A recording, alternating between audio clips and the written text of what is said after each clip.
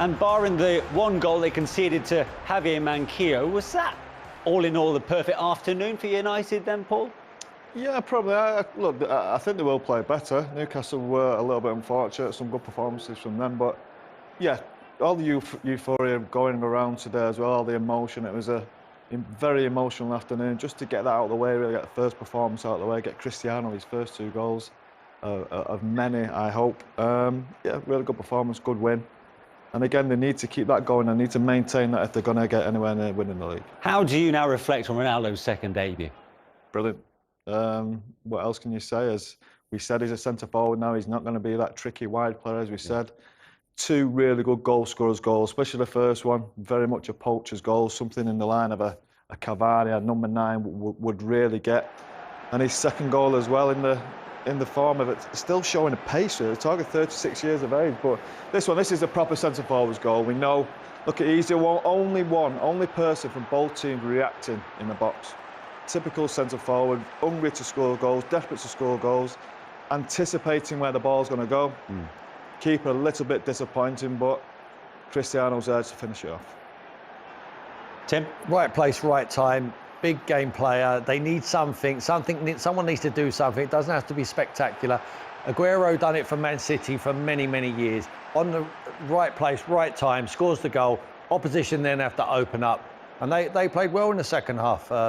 Newcastle at the start, they really were encouraging. Look at the run from Sancho here on the left-hand side. He attracts Manquillo, and he's still got the pace there. He runs past Hayden, and the ball is not great from Luke Shaw. He has to drag it into his path, but he does it instinctively, Scholesy. I mean, look at the run there on the outside. See, he attracts it, opens up the space, and he gets his head down. He knows it's coming. Drag. That drag there and finished. Goalkeeper has to do better, but wonderful. So that first touch makes the goal, and it drags it perfectly into his path. Yeah, keeper again. But Cristiano is quite close to him. He knows anything on target, he's got a chance. And how many times do we see that go through the keeper's legs? Yeah. In many respects, you see him do that so many times. The way he managed to bump it along the ground. A touch of fortune, yes. But more often than not, it does pay off for him, doesn't it? Well, you just get your shots on target, don't you? You're told that all the time, especially as a number 9, as a centre forward. Get your shots on target. You're always going to have a chance, whether it goes in the corner. You might drag it a little bit if it's perfect. Sometimes it does go through the keeper's legs, and it's shown that, and he's got a great instinct to score goals then. Yeah. We're hoping to hear from Cristiano Ronaldo, so stay with us on Matchday Live. But if you're in Ole Gunnar Solskjaer's position right now, what would have pleased you most about today? And the result, obviously, always as a manager, first and foremost, is getting the points. And the performance, after all, you know, they struggled first half, couldn't break them down, but they stayed patient. The man they brought in to do the job, done the job. Yeah. Broke down the opposition with an instinctive finish, as they know that he's capable of doing, as he's done all of his career. And then I felt they defended okay. Listen, Maguire won't be happy the way he lunged in on the halfway line for their equaliser goal, and Manquillo, they got back in it. But they never panicked. They always believed, like the teams he played in, you know, winning trophies all the time. When the opposition, it almost takes them by as a shock, and it shocks them into doing something special. They've got special players. And Fernandes just produces that little bit of magic with that finish. And then Jesse Lingard, we know what Jesse's like. We've seen him play international football. Played brilliant last year for West Ham. He's a goal-scoring midfielder. He needs an opportunity on the pitch. I think another pleasing thing for Ollie is give minutes to other players. Van der Beek comes on and plays some minutes. He needs to start making this whole squad feel like they're part of it. They've got a lot of games coming up. Champions League, the cup competitions are going to start. Loads of competition. Loads of games, and they need to all get minutes. OK, well, let's hear from the United boss. Ole Gunnar Solskjaer is pitchside with Steve Bauer and Owen Hargreaves. Thank you very much indeed. Yeah, Owen and I are joined by the Manchester United manager, Ole Gunnar Solskjaer. Ole, well done on the result. For Cristiano Ronaldo, as homecomings go, could that get any better? I don't think so, no. It's perfect for him and perfect for us, of course. And for the supporters and the club, of course. It feels very good. Before we talk about the game itself, Owen and I were saying pre-match, that atmosphere when he ran out, the excitement, the smile on all the staff's faces, it felt like the old Manchester United days today. Yeah, you know, he belongs here, we feel, and this is Man United with an atmosphere.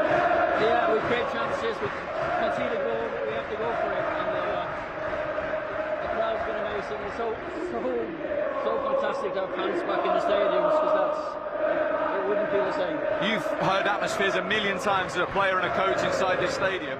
But today, when Cristiano walked out and his name was announced, even for you, that must have sent a shiver down your spine. He deserves it for what he's done for the club, for what he's done in his career.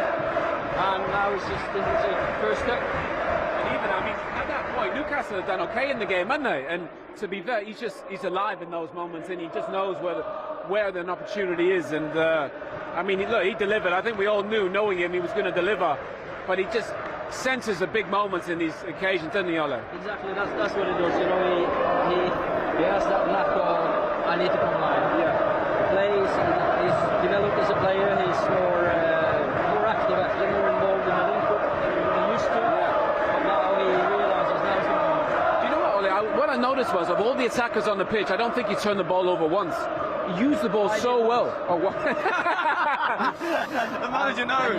He had his hand up as well. Did he really? Yeah. Attack, yeah. But that was, like you said, he showed for the ball. He used the ball well. I mean, even that celebration, for the whole crowd to get in on it, it just felt like the old days. Yeah, it's iconic, of course it is. But, it's never easy after international breaks. It's never easy with expectations. Cristiano coming back, and you have a team that you have to break down. And I thought we were patient enough for him to do it. What kind of effect has he had on all the other, even the senior players arriving this week? Of course, he's done it all. He's professional. I don't think anyone realises how much he has sacrificed to become the athlete he is. Yeah. So he's someone to learn from. We said before the game, it's a bit like Michael Jordan. You have a talent to do something, but he had a dedication, which we saw day to day, to match his talent, and that's why he's become an icon, hasn't he? Yeah, he's a winner. He loves football. He's a very good person to have in and around the dressing room, entertainment, and I think the boys have enjoyed this first week. But it's the start. It's the start of a long season for us. Owen made the point with that atmosphere as well in the tunnel beforehand, that as an opposition player, it was back to what it used to be. We're coming out to hear this and seeing the likes of him in that team. And that's something we have to do better, and it will happen. Last year we lost too many home games, maybe because of the pandemic and no crowds, but we did really well away from home. So if we can make this a fortress again, of course it's going to bring us many points. Well, we had that chat with Brucey before the game when he came out of the tunnel. We said, obviously it could be tough, but people used to come to Old Trafford fearful of what could happen, how many goals they could concede. Feels like now that could happen again this season with the firepower there. Yeah, we know we've got goals. It's now about finding the balance. Don't go gung-ho. I thought Paul and Nemanja today played it really well, disciplined and kept the ball moving, and we know that with great chances with the talent we've got up front. And Ollie, just finally, we're seeing these fans still inside the ground now. As Manchester United manager going home today, what does it feel like to have put smiles on their faces? Everybody this week connected with the club. They all had a spring in their step today. You know the club, and this is what it's about for every supporter of ours coming here, enjoying themselves and dreaming again. Well done today. Thanks very much indeed for joining us. Thanks. Thanks, Martin. Good day at the office then for Manchester United boss Ole Gunnar Solskjaer. Let's have a look at United's third goal. All eyes, of course, were on Cristiano Ronaldo, but it was the other Portuguese star who delivered the best goal of the game then, Paul.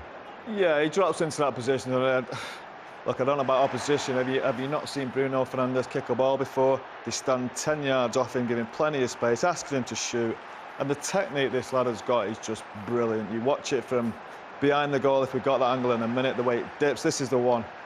Look at this, it's real top spin he puts on it. It goes above the goal, dips in the top corner. Give him space. We know he's capable of doing that. Yeah, top quality that, Tim. Yeah, he's a top draw player, and Scholes is absolutely right. You don't leave him in that sort of space. You deserve to get punished. Yeah, Jesse Lingard on possession there. Keep your eye on him.